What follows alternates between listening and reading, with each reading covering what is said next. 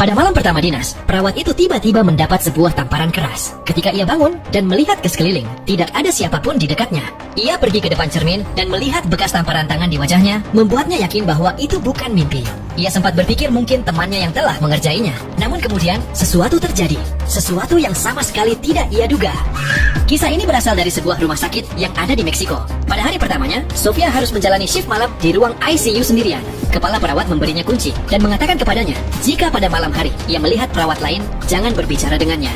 Begitu Sofia pergi, salah satu perawat berkata bahwa mereka seharusnya mengatakan yang sebenarnya, tetapi kepala perawat langsung melarang. Ketika Sofia sampai di ICU dan melihat koridor kosong, tubuhnya langsung merinding. Ia menguatkan diri dan mulai bekerja.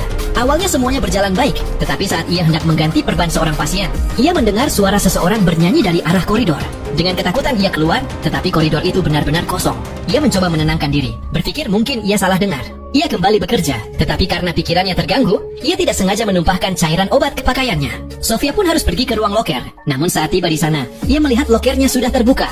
Saat ia masih mencoba memahami apa yang terjadi, suara langkah seperti sepatu hak tinggi mulai bergema di koridor, dan sebuah bayangan tampak di balik kaca. Dengan ketakutan Sofia memanggilnya, namun tidak ada jawaban. Ia memberanikan diri keluar, tetapi koridor itu tetap kosong. Saat ia hendak berganti pakaian, suara langkah itu terdengar lagi. Dari balik loker, ia melihat sosok itu mengenakan topi perawat, dan cara berjalannya seperti terseret.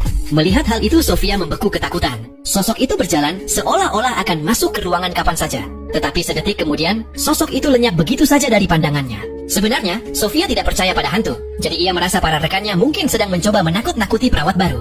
Ia bahkan tidak sempat berpikir lebih jauh, karena pasiennya masih menunggunya. Jadi, Sofia segera kembali ke ruang perawatan. Saat ia hendak memberikan obat pereda nyeri, pasien itu berkata bahwa seorang perawat berjubah hitam sudah datang lebih dulu dan memberinya suntikan. Sofia memeriksa rekamannya, dan memang ada sebuah tanda tangan aneh di sana, dan jumlah obat pereda nyeri di baki berkurang.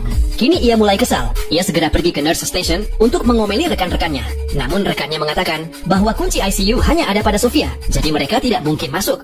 Terlebihnya lagi, perawat itu menjelaskan bahwa jubah hitam adalah pakaian yang digunakan perawat pada 100 tahun lalu dan sudah lama sekali tidak dipakai lagi.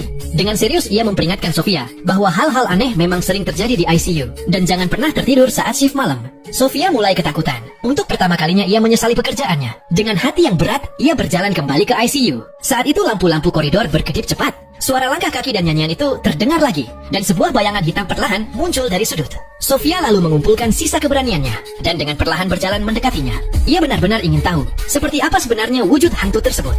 Nah, jika kalian penasaran dengan alur selanjutnya, kalian bisa saksikan film ini dengan judul Turno Nocturno 2024.